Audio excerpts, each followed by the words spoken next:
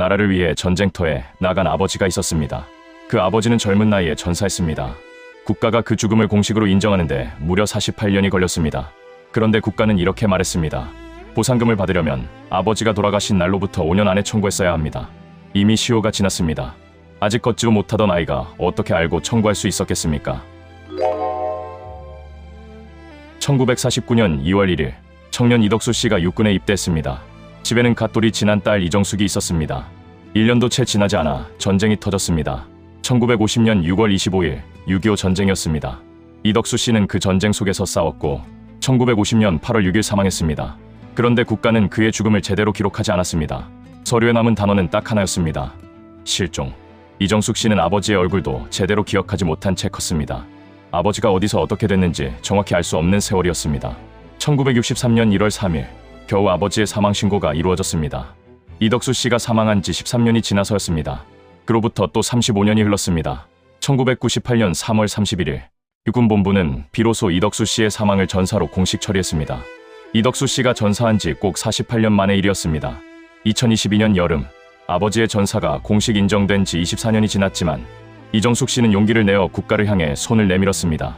군인 사망급여금 청구, 전사한 군인의 유족에게 국가가 지급하는 보상금입니다. 그러나 피고 국군재정관리단의 답변은 차가웠습니다. 2022년 7월 25일 청구했더니 단 나흘 만인 7월 29일 거부 통보가 날아왔습니다. 아버지 이덕수 씨의 사망일인 1950년 8월 6일로부터 5년이 지났습니다. 소멸시효가 완성되었습니다. 보상금을 드릴 수 없습니다. 1955년에 이미 권리가 사라졌다는 말이었습니다. 당시 이정숙 씨는 갓걸음마를 배우던 나이였습니다. 과연 법원은 어떤 판단을 내렸을까요? 잠깐 여기서 이 사건의 핵심 개념 하나를 짚고 가겠습니다. 바로 소멸시효입니다. 아무리 정당한 권리라도 오랫동안 행사하지 않으면 법이 그 권리를 없애버립니다. 예를 들어 친구에게 100만 원을 빌려줬는데 10년 동안 한 번도 돌려달라고 하지 않았다면 법원은 그 권리가 사라졌다고 볼 수 있습니다. 문제는 언제부터 그 시간이 시작되느냐입니다. 이것을 소멸시효의 기산점이라고 합니다. 모래시계를 언제 뒤집느냐와 같은 이야기입니다. 국가는 아버지가 사망한 그날부터 모래시계가 뒤집혔다고 했습니다. 그러나 생각해 보십시오. 유족이 그 죽음을 전혀 알지 못했는데 어떻게 5년 안에 청구를 할 수 있었겠습니까? 이정숙 씨는 포기하지 않았습니다. 2022년 8월 군인재해보상연금재심의원회에 심사를 청구했습니다. 위원회의 논리는 이랬습니다. 사망일 1950년부터 5년이 이미 지났다. 실종 기간 동안 청구가 불가능했더라도, 즉 그 기간 시효가 멈춰 있었다 하더라도 1963년 사망 신고 때는 아버지가 돌아가셨다는 사실을 알 수 있었다. 1998년 전사 결정 때는 보상금 청구가 가능하다는 것도 알 수 있었다.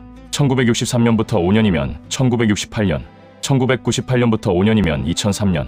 어떻게 계산해도 2022년 청구는 너무 늦었다. 이정숙 씨는 행정소송을 제기했습니다.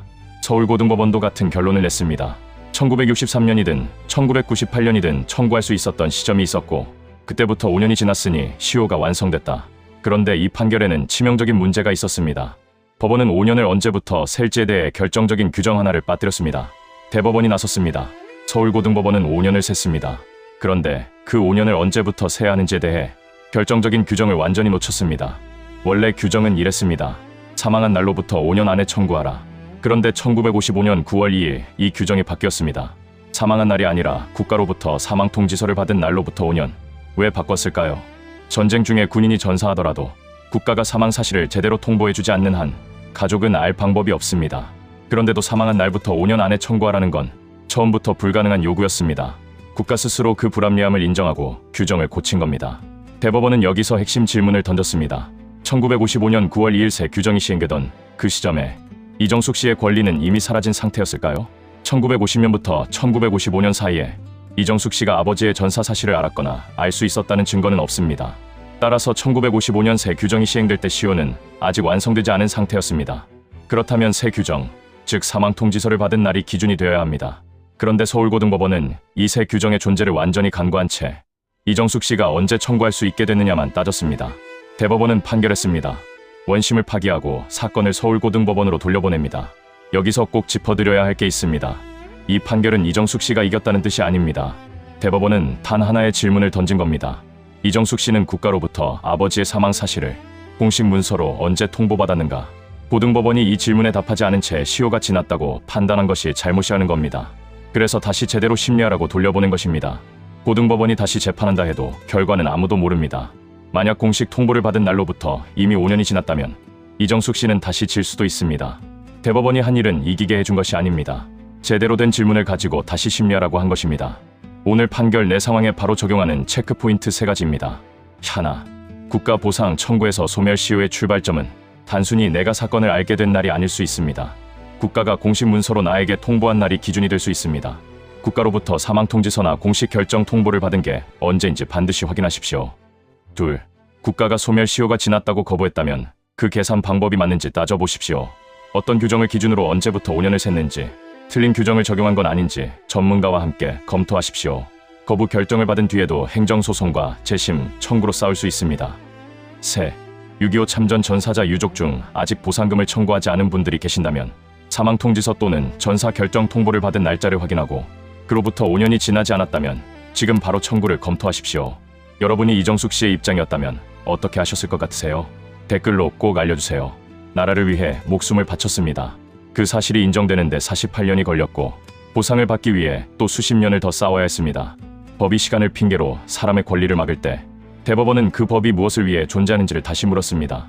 알지도 못한 사실에 대해 시간이 흘렀다고 권리를 빼앗는 것, 그것은 정의가 아닙니다. 이 판결 하나가 살면서 상식이 되고 실제로 여러분의 권리를 지켜줄 수 있습니다. 구독, 좋아요, 알림 설정 딱 3초만 내어주세요. 다음 영상에서도 꼭 필요한 이야기로 찾아오겠습니다.